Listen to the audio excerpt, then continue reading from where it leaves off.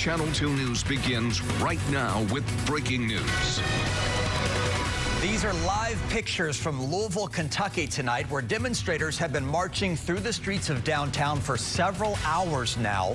They're protesting the results of a grand jury's inquiry into the police shooting of Breonna Taylor. 6 months after Taylor was killed during a deadly police raid, only one of the 3 officers who opened fire has been charged, but not for Taylor's death.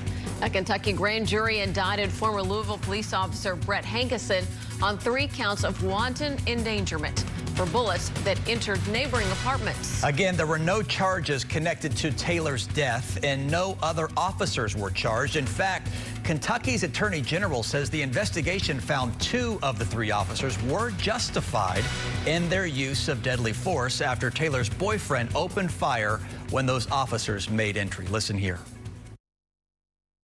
There's no doubt that this is a gut-wrenching, emotional case, and the pain that many people are feeling is understandable.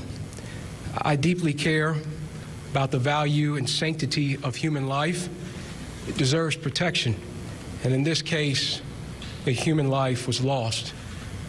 We cannot forget that.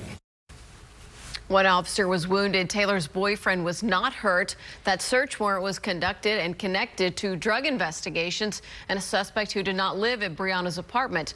No drugs were found in her home. Again, that one former officer, Brett Hankison, is facing 3 counts of wanton endangerment. It is a Class D felony in the state of Kentucky with a maximum penalty of 5 years in prison for each count. Our Brandon Walker is taking a closer look at that specific charge tonight. He's live in the 3rd Ward with more. Brandon?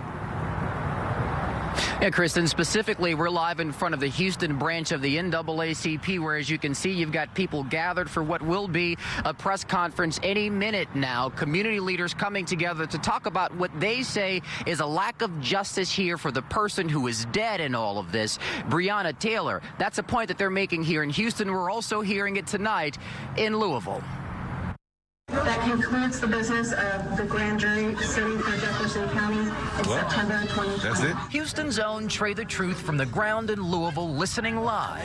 Wanton endangerment in the 1st degree. As a grand jury indicted former Louisville police officer Brett Hankison, one of 3 officers involved in the shooting death of Breonna Taylor. Is that it? The indictment, not justice for Breonna, cried Trey and others in Louisville. Also, What about the other? They ain't even say the other 3 names. In total, 6 bullets struck Ms. Taylor. one of those shots was fatal, according to Daniel Cameron, Kentucky's Attorney General, who added that bullet came from Sergeant John Mattingly, not Hankison, and not Detective Miles Cosgrove, and said Cameron, Sergeant Mattingly, and Detective Cosgrove fired their gun after Breonna Taylor's boyfriend fired his, striking Mattingly in the leg. That's why they were not charged. So why was Hankison? Wanton endangerment deals with kind of a level of risk. For starters, says David Kwok, associate professor of law at UH Law Center, Hankison is accused of threatening the lives of 3 neighbors next door because the bullets he fired shot through the walls of Breonna Taylor's apartment and into theirs. It has nothing to do with Taylor's death. Wanton endangerment is not connected with any particular result. So we're just simply saying your conduct, your behavior is so risky that regardless of the result, we will punish you for taking on that course of action. Yeah, so Professor Kwok adds that this is going to be a case all about justification, and that word risk is going to be interesting, too, particularly when talking about the actions of a police officer on either end of the argument. That's something to look toward, as the case continues. At 6 o'clock, though, we'll have more on the conversation about Breonna and why there are many who say that today's decision has nothing to do with the justice they've been fighting, including people who will take to the podium here at the Houston branch of the NAACP any minute now.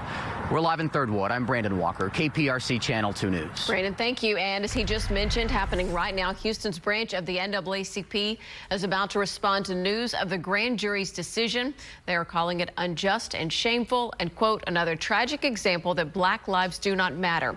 Again, that is from the Houston branch of the NAACP. We're streaming this news conference on our website at click2houston.com. Let's go back live now to Louisville, Kentucky. In the past few hours, we have seen police make make some arrests there after some people started smashing windows and destroying property in that downtown area. The National Guard has now been dispatched to the downtown area, and there's now a citywide curfew overnight for Louisville. It's actually for the next 3 days. It starts at 9 p.m. Eastern. That's 8 p.m. our time.